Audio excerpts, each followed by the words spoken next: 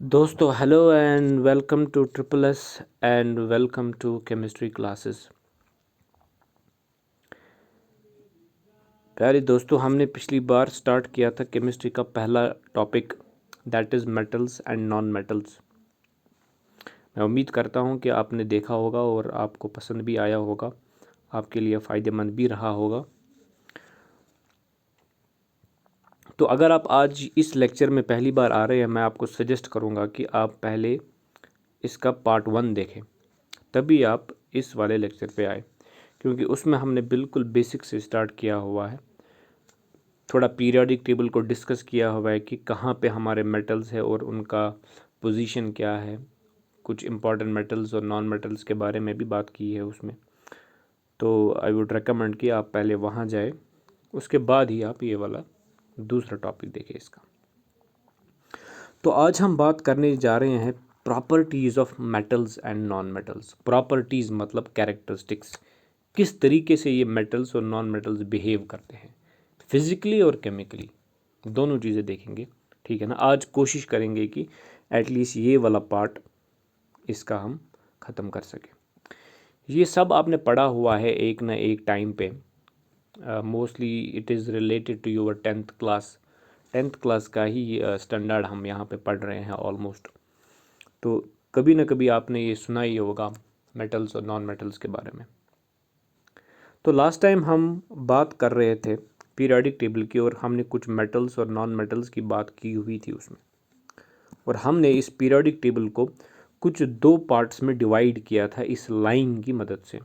और हमने ये भी कहा था कि इस लाइन के राइट में हमारे नॉन मेटल्स है, और इसी लाइन के लेफ़्ट में हमारे ये सारे एलिमेंट्स जो है जी, ये आपके मेटल्स है। सारे के सारे यहाँ से लेके यहाँ तक ये आपके सारे मेटल्स हैं।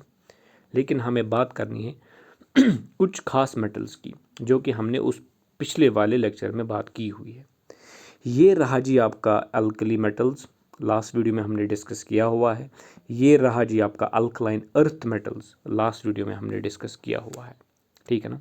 लेकिन इसी पीरियोडिक टेबल में मैं आपको एक और दो पॉइंट्स और उसमें ऐड करना चाहता हूँ।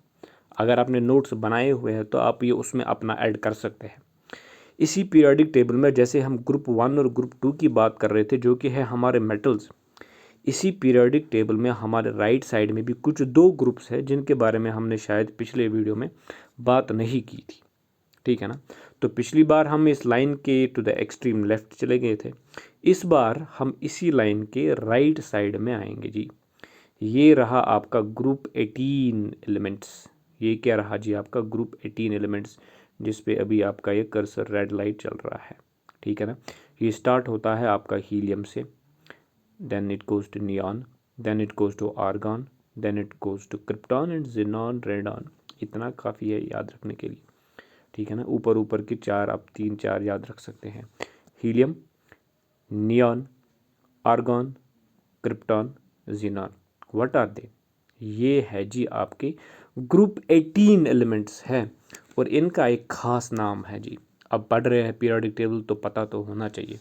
इन्हें हम कहते हैं जी, ये है जी आपके noble gases. These are your noble gases, right. These are your noble gases. अच्छा, इन्हें हम कहते तो हैं नोबल गैसेस, लेकिन इनके बारे में ख़ास ये भी है कि इनकी रिएक्टिविटी ऑलमोस्ट ज़ीरो है।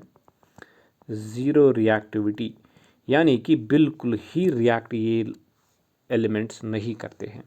अक्सर ये लोग ऐसे अकेले ही पाए जाते हैं नेचर में, चाहे आपका हीलियम हो, चाहे आपका नियॉन हो, आर्गॉन हो, क्रिप्टॉन हो। इसीलिए इन्हें कहा भी जाता है नोबल गैसेस। ठीक है ना। नोबल का मतलब खास, किसी से मिलते जुलते हैं नहीं, इसीलिए इनको कहा जाता है नोबल गैसेस। आपसे पूछ सकते हैं विच of the following elements is a noble gas. Options देंगे नीचे, सोडियम, मैग्नीशियम, पोटेशियम, हीलियम। तो आपका आंसर रहेगा हीलियम। ठीक है जी। इसी तरह नियॉन है आपका, आर्गॉन है आपका, क्रिप्टॉन है आपका, ये सभी है आपके जी नोबल गैसेस है जी। ठीक है ना। ये तो रहा आपका ग्रुप 18 एलिमेंट्स। एक और पॉइंट आप इसमें ऐड कर सकते हैं कि आपका जो नोबल गैसेस है, that they belong to group 18 of the periodic table, right. They belong to group 18 of the periodic table. ठीक है ना। एक और पॉइंट, अगर आप इस ग्रुप 18 के लेफ्ट में जाएंगे तो वो तो हो गया आपका ग्रुप 17, ठीक है ना। ग्रुप 18 के लेफ्ट में है जी आपका ग्रुप 17। ग्रुप 17 का भी एक खास नाम है जी। ग्रुप 17 एलिमेंट्स को हम कहते हैं दीज आर हेलोजेंस। शायद नाम सुना होगा आपने कभी। These are called as halogens. अच्छा, एग्जाम्पल्स क्या है इसकी? एक तो है जी हमारा इसमें पहले ही फ्लोरीन। फ्लोरीन के बारे में खास बात यह है कि it is the most electronegative element in the periodic table. Electronegative element का मतलब इलेक्ट्रॉन्स को खींचने की ताकत सबसे ज़्यादा किस में पाई जाती है जी? फ्लोरीन में पाई जाती है। ये सभी हेलोजेंस ऑलमोस्ट इसी वजह से मशहूर भी हैं कि जहाँ पे भी इलेक्ट्रॉन देखते हैं ना, उन्हें ये खींचते हैं अपनी ओर। इसीलिए ये ग्रुप इम्पॉर्टेंट है जी।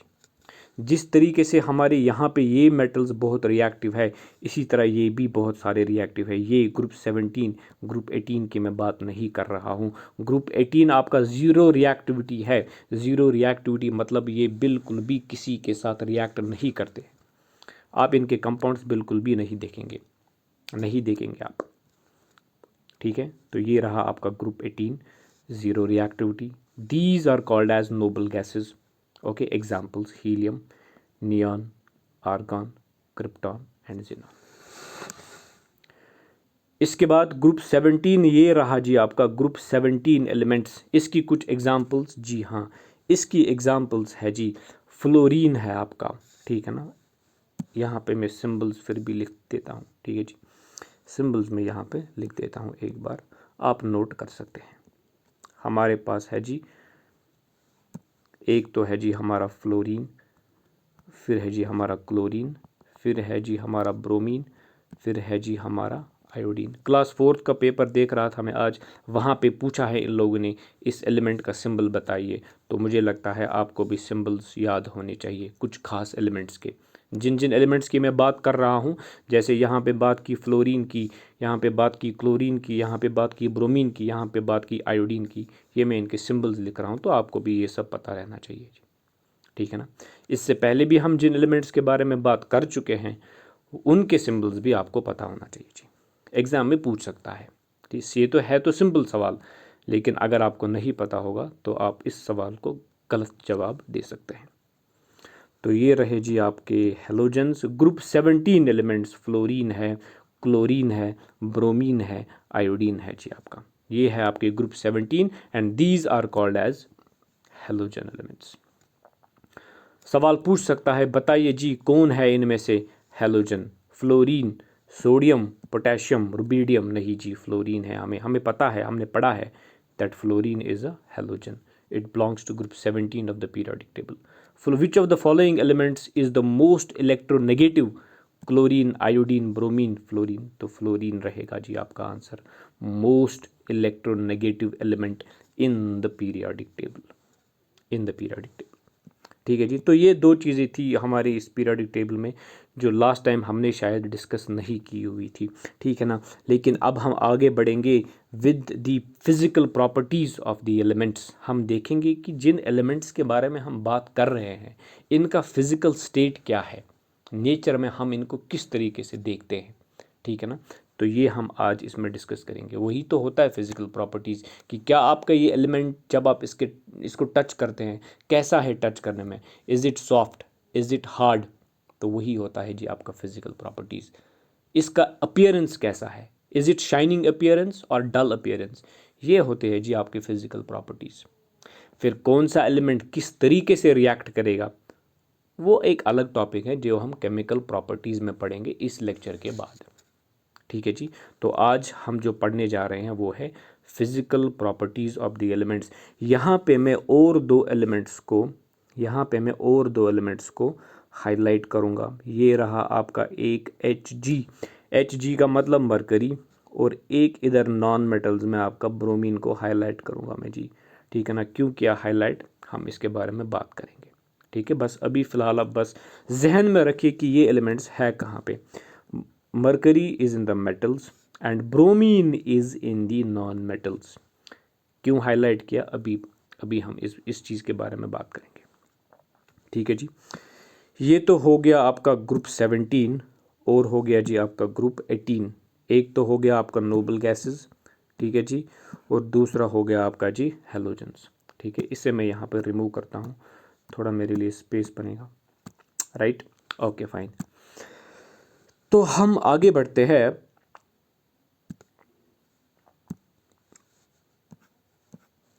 ओके जी, तो अब हम शुरू करेंगे physical properties of the elements that is metals. अभी हम मेटल्स के बारे में बात कर रहे हैं, कंफ्यूज नहीं होना है जी। मेटल्स देखिए जी कहाँ, एक बार फिर से देखिए जी, मेटल्स कहाँ पे हैं आपके, इस लाइन के लेफ्ट में है मेटल्स, इस लाइन के राइट में है जी आपके नॉन मेटल्स। अभी अभी इमीडिएटली जो मैं बात कर रहा हूँ, मैं बात करूँगा फिजिकल प्रॉपर्टीज ऑफ मेटल। तो फिजिकल प्रॉपर्टीज़ के बारे में हम बात करेंगे तो सबसे पहला है मेटेलिक लस्टर। ठीक है ना, आपने देखा होगा कि that metals have a shining appearance. ठीक है ना, वो चमकते रहते हैं। तो ये मेटल्स का एक बहुत ही इंपॉर्टेंट कैरेक्टर है अगर उनकी फिजिकल अपीयरेंस के बारे में बात हम करें तो।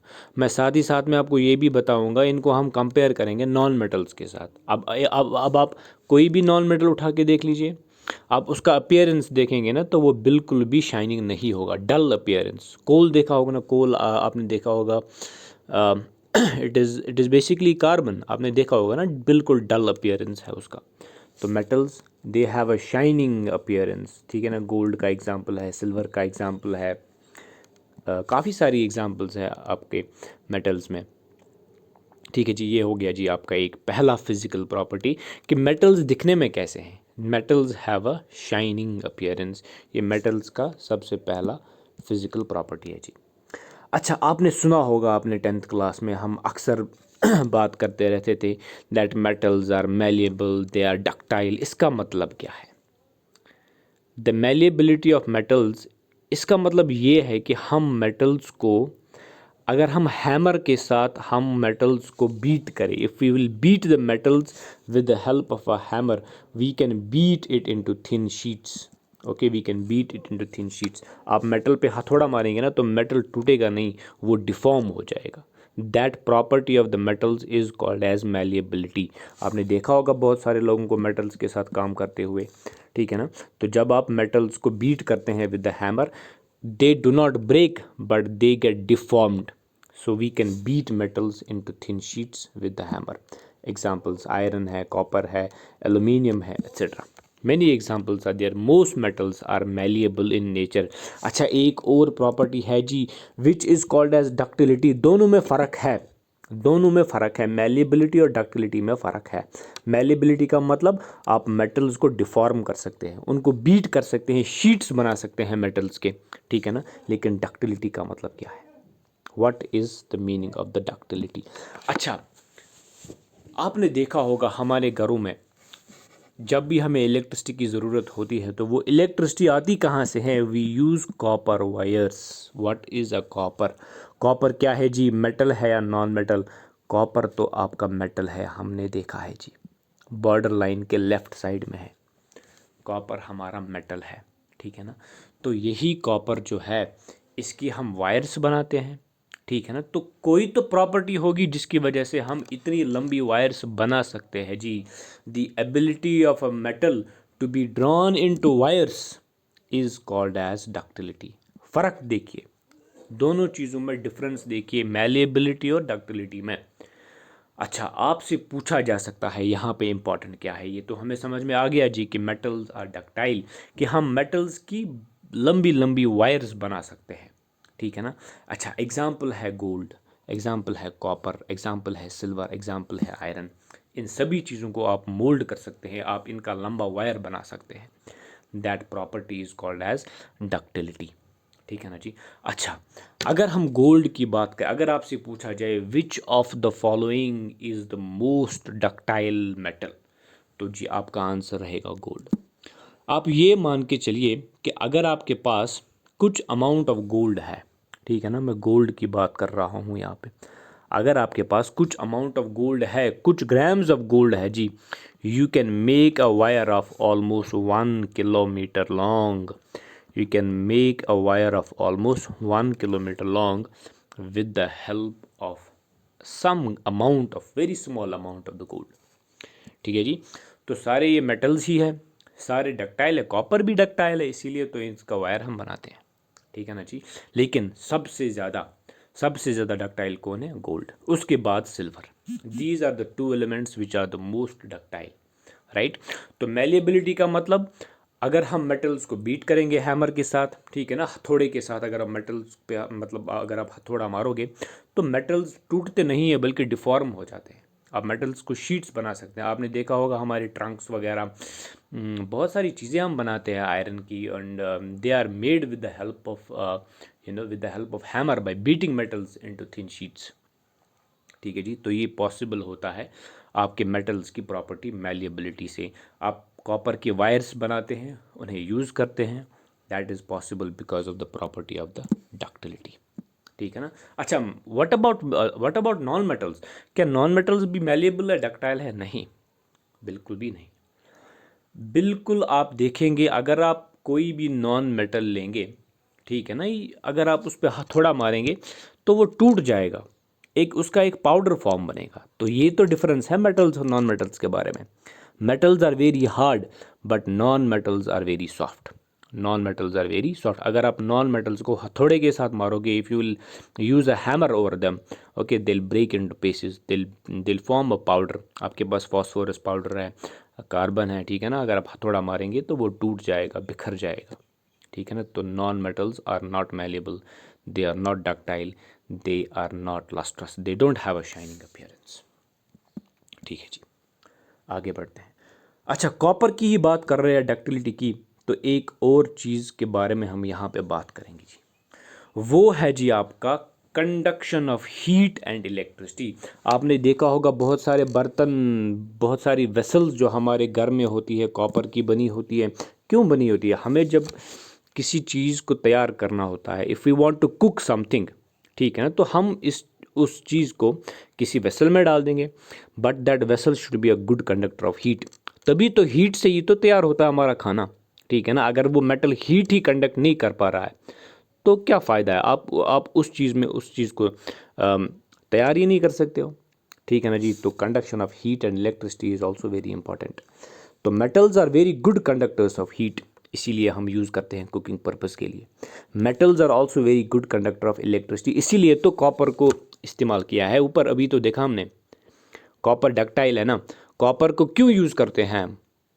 इलेक्ट्रिसिटी पर्पज़ के लिए, क्योंकि एक तो डक्टाइल है, दूसरा गुड कंडक्टर ऑफ इलेक्ट्रिसिटी है, ठीक है ना। कॉपर जो है और बाकी सारे मेटल्स भी है, they allow heat and electricity to pass through it very very easily. आपने देखा होगा कॉपर वायर्स हमारे पास है, ठीक है ना। The long transmission of the electric current is possible because we have metallic wires. अगर हमारे पास मेटेलिक वायर्स नहीं होती तो हमारे पास इलेक्ट्रिसिटी नहीं होती जी। तो इलेक्ट्रिसिटी हम तक पहुंचती है, लेकिन किन के ज़रिए पहुंचती है जी?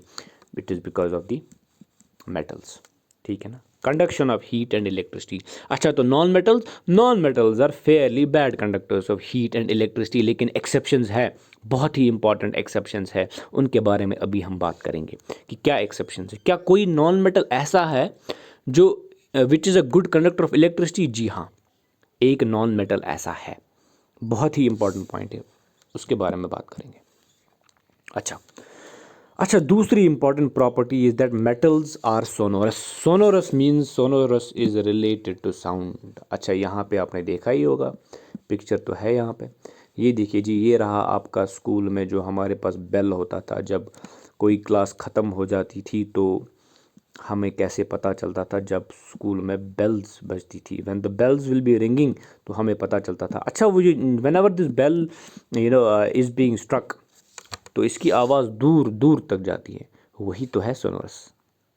We are saying metals are sonorous, it means that they make a sound when hit with an object. It means that they make a sound when we hit them with an object. अच्छा, ये है जी guitar. शायद कुछ लोग आप में से guitar चलाना जानते होंगे, ठीक है ना जी। मुझे भी बहुत शौक है गिटार चलाने का, लेकिन मुझे आता है नहीं। अच्छा, यहाँ पे हमारे लिए बात ये है कि ये जो गिटार है जी, आप यहाँ पे देख रहे होंगे इसके पास वायर्स होती है, कुछ वायर्स लगी होती है इसमें, दीज आर मेटेलिक वायर्स, और whenever we struck these metallic wires it produces a sound, and if you are a good guitar player you can produce a very very beautiful and a very good sound, and you can play music with it. But how is this possible? This is possible because metals have sonorous property. Non-metals also have? No, absolutely not. Non-metals do not have a sonorous property. ठीक है जी, ये तो हो गया आपका malleability, ductility, conduction of electric current, right? And we also have what? These metals are sonorous. ठीक है ना जी, इसको बस याद रखना है और समझना है, इसमें कुछ इतना कुछ है नहीं, बट हाँ जहाँ पे इम्पोर्टेंट पॉइंट होगा वो मैं आपको बताता चलूँगा साथ साथ में, और आप नोट करते जाएंगे उसे। ठीक है जी। अच्छा, यहाँ पे एक चीज़ है, यहाँ पे एक चीज़ है, हमने बात की थी नॉन मेटल्स की, और नॉन मेटल्स में हमने बात की थी हेलोजेंस की। हेलोजेंस में हमारा एक नॉन मेटल था, दैट इज़ आयोडीन। आप चेक कर सकते हैं, हेलोजेंस में ही है fluorine, chlorine, bromine, iodine. Iodine एक नॉन मेटल ही है, ठीक है ना, नॉन मेटल ही है, लेकिन इट इज़ लस्ट्रस। लेकिन लस्टर तो इनका प्रॉपर्टी है नहीं नॉन मेटल्स का। लस्टर किन का प्रॉपर्टी है जी? लस्टर तो प्रॉपर्टी है मेटल्स का, लेकिन एक्सेप्शन है, मैं आपको बता रहा हूँ एक्सेप्शन। यही एक्सेप्शन एग्जाम में पूछा भी जाता है।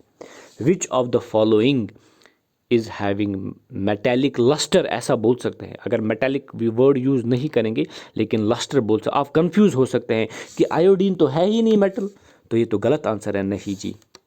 इसीलिए तो सवाल पूछा है, क्योंकि उसे पता है कि ये एक्सेप्शन है। वो चेक करेगा कि आपको पता है कि ये एक्सेप्शन है कि नहीं। तो जी ये आप याद रख सकते हैं, आयोडीन। आयोडीन है तो non metal, fine, iodine is a non metal, लेकिन it is having the metallic lustre. ठीक है ना, मेटेलिक में वर्ड यूज़ नहीं करूँगा, आप कंफ्यूज हो जाएंगे, क्योंकि ये तो नॉन मेटल है। तो ठीक है ना, ये आप नोट कर सकते हैं एक्सेप्शंस में, that iodine is a non metal but it has a shining appearance, but it has a shining appearance just like the metals. तो ये सवाल इंपॉर्टेंट बन सकता है यहाँ पे, राइट। तो एक्सेप्शन है जी, मेटल है नहीं, ये नॉन मेटल है, लेकिन मेटल्स की तरह शाइन करता है। अच्छा, इलेक्ट्रिकल कंडक्टिविटी, अभी तो हमने बोला सर कि मेटल्स जो है वो है अच्छे कंडक्टर ऑफ इलेक्ट्रिसिटी, लेकिन आपने तो बोला नॉन मेटल्स जो है वो इलेक्ट्रिसिटी को कंडक्ट नहीं करते हैं। जी बिल्कुल, non metals are not very good conductors of electric current, but exception है ना, एक्सेप्शन तो है। Chemistry is a science of exceptions. आप जहाँ भी जाएंगे ना, आप अभी कुछ पढ़ रहे होंगे ना, तो मैं आपको बता दूंगा जी ये रहा जी आपका एक्सेप्शन। हर चीज़ में आप एक्सेप्शन देखेंगे केमिस्ट्री में। तो कार्बन की बात करेंगे, कार्बन बहुत ही इंपॉर्टेंट एलिमेंट है जी। Carbon exist in 3 allotropic forms. एक तो है आपका डायमंड, डायमंड भी कार्बन ही है जी।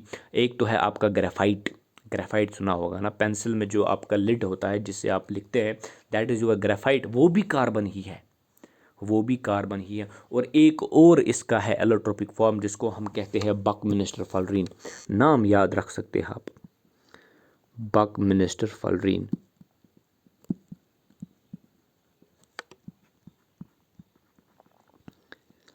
बकमिनिस्टर fullerene is one more allotrope of the carbon. एक कौन सा है जी? आपका डायमंड। दूसरा कौन सा है जी? आपका ग्रेफाइट। दूसरा है जी आपका फलरीन। अच्छा, कार्बन की बात कर रहे हैं तो है तो नॉन मेटल, आप चेक कर सकते हैं पीरियोडिक टेबल में, it is on the right side of that line, it is on the right side of that line, fine. अच्छा, तो फिर ये जो कार्बन है हमारा, ये जो कार्बन है हमारा, लेकिन मैंने आपको अभी बोला कि ये कार्बन जो है it exist in 3 isotopes, that is diamond, graphite and buckminster फलरीन।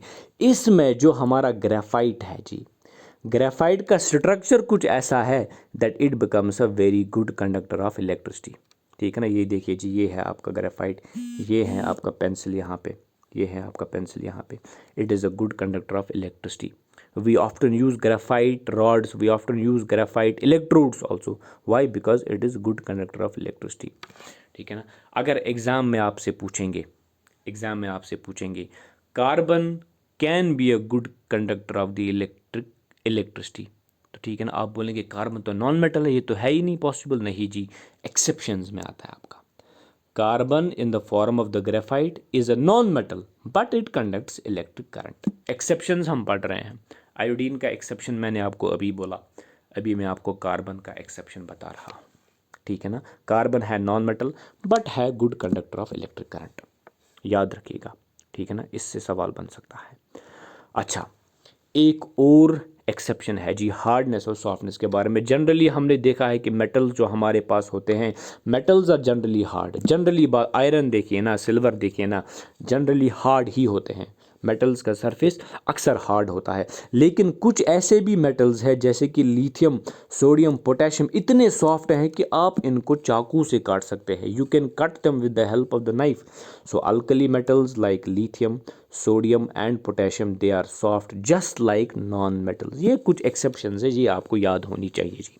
Carbon जो है हमारा in the form of the diamond is a non metal which is the extremely hard. आपने सुना होगा diamond is the hardest substance known, आपने सुना होगा the diamond is the hardest substance known, right.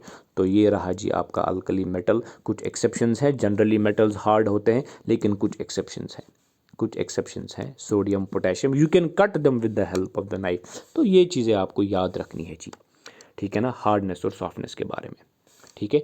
Sodium है आपका, सोडियम है आपका, आपका पोटेशियम है, आपका लिथियम है, they are very very soft metals, बिल्कुल ना आप चाकू से इनको काट सकते हैं, ठीक है। बट हमें तो पता है कि मेटल्स अक्सर क्या होते हैं, दे आर यूजुअली हार्ड। अच्छा जी, एक और एक्सेप्शन है। मैंने लेक्चर की स्टार्टिंग में ही आपको बताया था कि मैं कुछ दो एलिमेंट्स को यहाँ पे हाईलाइट कर रहा हूँ, और उनमें से एक एलिमेंट था जी आपका मरकरी, उनमें से एक एलिमेंट था आपका मरकरी। मरकरी का सिंबल है Hg, मैंने हाईलाइट किया हुआ था, आप देख सकते हैं पहले ही। अच्छा, mercury is a metal but it is liquid at room temperature. अच्छा, जब हम मेटल्स की बात करते हैं ना, नॉर्मली मेटल्स सारे सॉलिड स्टेट में पाए जाते हैं। नॉर्मली मेटल्स जो है हमारे, नॉर्मली मेटल्स जो है ना, उनका फिजिकल स्टेट जो होता है ना दैट इज़ सॉलिड, अक्सर हम उनको सॉलिड स्टेट में ही पाते हैं। लेकिन मरकरी एक वाहिद ऐसा मेटल है, मरकरी एक ऐसा वाहिद मेटल है जो कि लिक्विड स्टेट में एग्जिस्ट करता है। आपने देखा होगा मरकरी जो है हमारे थर्मोमीटर्स में यूज़ होता है, आज भी हमारे पास है थर्मोमीटर, ठीक है ना, और वो थर्मोमीटर हम यूज़ करते हैं to check the temperature of our body. अब क्या है जी, मेटल ही है, मरकरी भी एक मेटल है, याद रखना है, ठीक है ना। आपसे पूछेंगे विच of the following is a metal which exists in the liquid state eight room temperature, तो मरकरी है, कुछ इस तरीके को देखने को मिलता है जी। मरकरी सिंबल इज़ Hg, ये इंपॉर्टेंट है, याद रखना है जी, ठीक है ना। कुछ इंपॉर्टेंट पॉइंट्स मैं बता रहा हूँ जहाँ से मुझे लगता है कि आपको क्वेश्चन पूछा जा सकता है, तो ये चीज़ें आपको याद रखनी है जी। तो फिजिकल स्टेट के बारे में बात करें, नॉर्मली जो हमारा मेटल, हमारे मेटल्स होते हैं they exist in the solid state, ठीक है ना। बट एक्सेप्शन है जी हमारा यहाँ पे मरकरी, जो कि एग्जिस्ट करता है किस चीज़ में, it exist as the liquid at room temperature. अच्छा, what about non metals. Non metals देखा गया है, कुछ नॉन मेटल्स सॉलिड्स भी है, कुछ लिक्विड्स भी है, लेकिन अक्सर हमारे नॉन मेटल्स गैशियस स्टेट में एग्जिस्ट करते हैं। अक्सर हमारे जो नॉन मेटल्स है जी, अक्सर वो है गैशियस स्टेट में जो एग्जिस्ट करते हैं, वो है नॉन मेटल्स, राइट। अच्छा, 1 second, I will clear some space over here.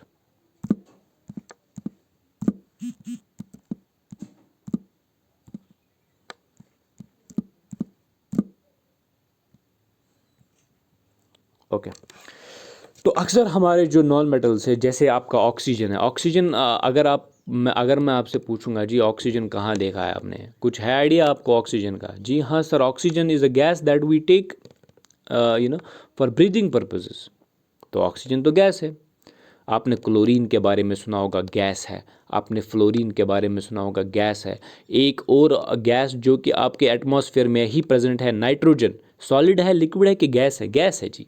तो आप कॉमन ऑब्जर्वेशंस हैं, ज़रूरी नहीं है कि हर चीज़ को हमें याद रखना है, कुछ चीज़ें कॉमन सेंस से भी हमको पता चल जाती हैं। अब तो हमें पता है कि मेटल्स और नॉन मेटल्स कौन है। अब नाइट्रोजन कोई आपसे पूछेगा, आप सोचेंगे थोड़ा, अच्छा नाइट्रोजन तो हमारे एटमॉस्फेयर में भी है, तो इसका मतलब नाइट्रोजन सॉलिड नहीं है, लिक्विड नहीं है, बल्कि गैस है। ऑक्सीजन गैस है, फ्लोरीन गैस है। तो अक्सर जो है हमारे नॉन मेटल्स गैसियस फॉर्म में एग्जिस्ट करते हैं। अच्छा जी, आपका एक और नॉन मेटल है जी, एक और नॉन मेटल है जी आपका, एक और नॉन मेटल है जी आपका, वो है जी bromine. Bromine is also a non metal. Fine, halogens में ही एग्जिस्ट करता है, लेकिन ये जो है हमारा आपका लिक्विड स्टेट में एग्जिस्ट करेगा, ठीक है ना। मरकरी एक ऐसा वाहिद मेटल है जो कि लिक्विड स्टेट में एग्जिस्ट करता है। यहाँ पे आपका ब्रोमीन है जी, है तो नॉन मेटल लेकिन एग्जिस्ट करेगा लिक्विड स्टेट में। इम्पॉर्टेंट है, ये आपको देखना है। मैंने मरकरी और ब्रोमीन को दोनों को हाईलाइट किया था स्टार्टिंग में ही, मैंने आपको बताया था कि इन चीज़ों के बारे में हम बात करेंगे। तो ये रहा जी, आपको आप पॉइंट साथ साथ में नोट करते जाइएगा, ये आपको याद रखना है जी, ठीक है ना। तो mercury is a metal but it exists as a liquid at the room temperature. Bromine is a non-metal but it exists as a liquid at room temperature. तो ये चीज़ें आपको याद रखनी है जी, ठीक। अच्छा, तो आगे बढ़ते हैं। कुछ और पॉइंट्स में यहाँ पे आपको बताऊंगा जो मुझे लगता है कि आपको पता होना चाहिए, जो मुझे लगता है कि आपको पता, आपने सुना होगा कभी। हमारे पास एक और एलिमेंट है जी जिसका नाम है टंगस्टन। एक और एलिमेंट है हमारे पास जिसका नाम है टंगस्टन, ठीक है ना, जिसका नाम है, ये रहा आपका टंगस्टन। इसका सिंबल है जी डब्ल्यू। टंगस्टन का सिंबल है W. Okay, tungsten is a metal having the highest melting point. Tungsten is a metal, it is having the highest melting point. इसीलिए आपने सुना होगा कि जो हमारा टंगस्टन है हम अक्सर कहाँ पे यूज़ करते थे, इलेक्ट्रिक बल्ब्स में, क्योंकि बहुत सारा हीट जनरेट हो जाता था वहाँ पे, जिसकी वजह से ये जो हमारा टंगस्टन है वहाँ पे यूज़ करते थे हम, because it has a high melting point. अच्छा, एक और पॉइंट आप याद रख सकते हैं, वो ये है कि जो आपका कॉपर है ये एक ऐसा एलिमेंट है, ये एक ऐसा मेटल है जिसको हमने बहुत पहले यूज़ किया था, जिसको हमने बहुत पहले यूज़ किया हुआ था।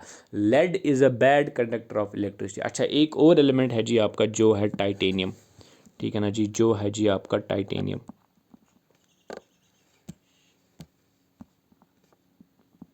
टाइटेनियम आपका मेटल ही है।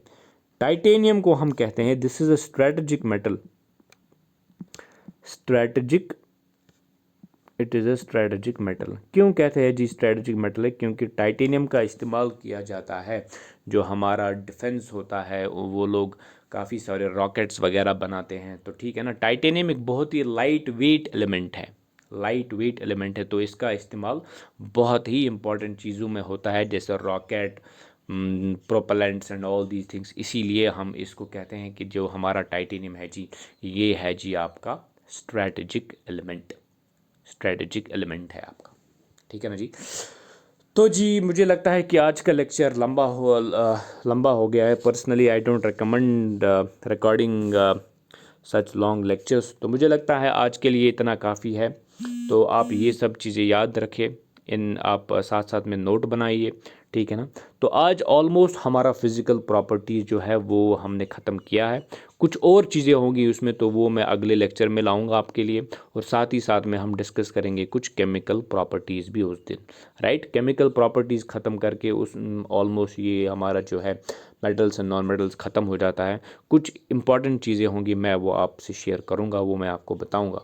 अच्छा जी, एक और बात, आप मुझे इंस्टाग्राम पे फॉलो कर सकते हैं, आप मुझे फेसबुक पे भी ऐड कर सकते हैं। मैं इंस्टाग्राम पे अक्सर कुछ क्विज़ वगैरह इंपॉर्टेंट जो है आपके रिलेटेड डालता रहूँगा, तो उस चीज़ के लिए आप मुझे इंस्टाग्राम पे भी फॉलो कर सकते हैं। यहाँ पे मैं आपको अपनी आईडी बता देता हूँ, अगर आप मुझे फॉलो करना चाहे वहाँ पे तो आप कर सकते हैं जी। ओके, आप इंस्टाग्राम पे फॉलो कर सकते हैं मुदस्सिर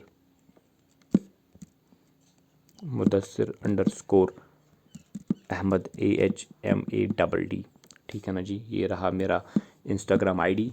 फेसबुक पे आप सीधे सर्च कर सकते हैं मुदस्सिर अहमद MUDDASIR, मुदस्सिर अहमद AHMAD, आपको मिल जाएगा वहाँ पे, तो आप मुझे वहाँ पे ऐड कर सकते हैं जी।